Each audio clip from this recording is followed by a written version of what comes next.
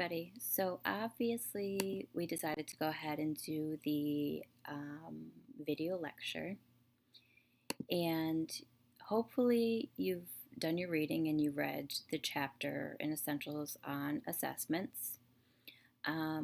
This is something that we need to cover. No, I'm sorry, on evaluation.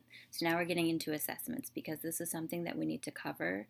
It's going to be an important aspect of your job as a clinician, and it's one of our standards. So, I've talked about that before and how important that is. I'm going to go through this video kind of quickly. I don't want it to be lengthy and drawn out, and since it is a video, you have access to it and you can watch it as many times as you want to. So you just went over evaluation in your book. Evaluation refers to the comprehensive process of obtaining and interpreting the data necessary to understand the individual system or situation, versus what we're talking about now, which is the assessment. An assessment can be a part of an evaluation, but it's different. It refers to a specific tool, instrument, or systematic interaction. Accountability requires that assessment tools meet the best standards of the profession. They should show accurate and reliable results that are acceptable to professionals, clients, and third-party payers because we want to get reimbursed, right? Last class we talked about evidence-based practice. So that requires the assessments reflect rigorous examination of needs and support appropriate decisions and planning intervention. So you can absolutely use assessments as a part of evidence-based practice to support your decision-making process. Practitioners need to know enough about research methodology to check test results with a good knowledge base and select appropriate assessments. So you want to have a good foundation, a good basic understanding of all of this stuff so that you can use it in practice appropriately. So we have standardized versus non-standardized assessments. Standardized are developed using prescribed procedures. They are administered and scored in a consistent manner under the same conditions and test directions. So they're very specific, and you cannot deviate from this at all if you expect to get accurate results. Non-standardized assessments do not follow the standardized approach or protocol. And they may contain data collected from interviews, questionnaires, and observation of performance. So you have a lot more flexibility with non-standardized assessments than you do with the standardized ones. Measurement enables therapists to quantify attributes of individuals in a standardized way, make comparisons about performance or capacity across individuals or groups of individuals, and document how an individual's performance has changed over time and across performance context. So basically, it allows you to collect data in a structured way, and with that data, you can make comparisons with individuals or groups. And then with your documentation, you can look and see how things have changed over time within performance contexts. The definition of reliability is based on the correlation coefficient and referred to as reliability coefficient. So basically what that means is this reliable? And the reliability coefficient can range from 0 to +1. 0 indicates no reliability, and a +1 indicates perfect reliability. So is it reliable, and how reliable is it? Well, if it's a 0, then it's not very reliable at all. If it's a +1, then you've got it. It's a pretty reliable assessment. Sources of error. So a random error is represented by inconsistencies that cannot be predicted. So an example of this is if your patient shows up and they are fatigued. That's something that you could not have predicted when you were planning to complete this assessment. A systematic error is a predictable fluctuation occurring during measurement.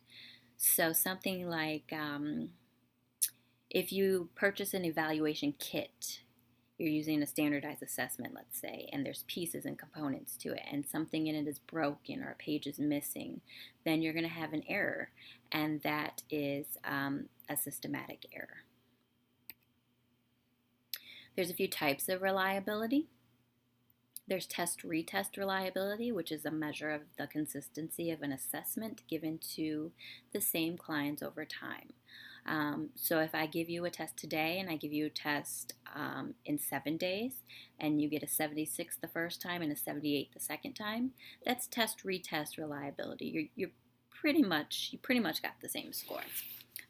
Those of you who are very concerned with your grades, I'm sure, would argue, but that's test-retest reliability. And then there's rater reliability. So there's intra and there's inter. So intra-rater reliability is the stability of data collected by one rater 2 or more trials over time. So if I give the same test over and over and over again, I'm getting a pretty similar outcome. That's me, that's I, that's just one person doing it. Now, inter-rater reliability refers to a couple of people or a few people or 10, 20 people giving the test and getting about the same result. So an example of this would be if I gave you all an essay test or an essay to write, and I take them and I grade them all, and Sarah takes them and she grades them all, and then we compare our grades and we have very similar grades, then that's inter-rater reliability. So multiple people can do it and come up with pretty much the same result. The definition of validity. Validity is defined as the extent to which any assessment measures what it is intended to measure. There's face validity.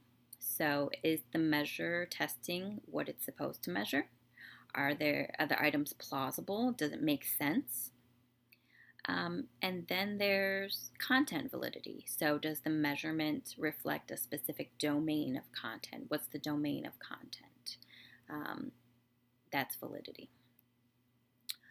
So choosing assessments, there's a lot of components that go into choosing an assessment.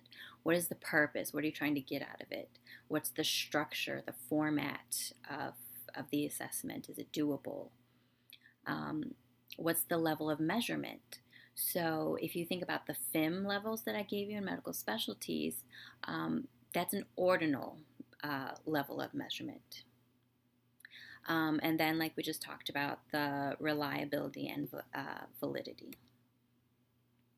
So why would we choose non-standardized when there's all this information and all this specific data that you can get from a standardized assessment?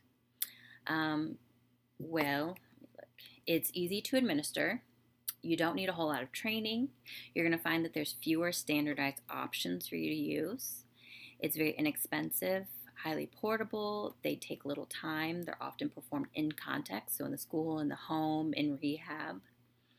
They're easy to teach others to do. I'm going to be going over assessments with you in your second year of the program. And then they're very easy to interpret. If you're like me and you struggle with math, then interpreting or scoring is something that you're not going to like very much. Scoring is the conversion of an individual's raw score on a test when compared to other similar individuals, which is referred to as, normative groups or norms. So an example of this is when testing an individual for sensory processing deficits following a stroke, the clinician must select a test that was standardized on a similar population. Raw scores are usually converted to another format that helps to give meaning to the score, such as a bell curve. Now I've included a video on this slide for you. I'm going to link it to, the video is going to go over standard deviation and bell curve and help you to make sense of that a little bit. So I'm going to link it to this page that I gave, the sheet that I gave you, that I would highly recommend you go over. I would also recommend that you print it and bring it to class because it's going to help you with the hands-on portion that we're going to be doing. So it's got the z-scores, t-scores, mean, median, mode, all of that stuff on there, definitions of those for you. And then take a look at norm reference tests versus criterion reference tests. And at the bottom here, I've got why you would want to use either one of those. So study that. I already told you that there's going to be a quiz on this information, and I can bet you some of this information is going to be on your quiz. And feel free to watch this video as many times as you need to. And I have everything uploaded for you. Make sure you participate in the discussion board so that you can get your points for that. And we will see you in class on Thursday.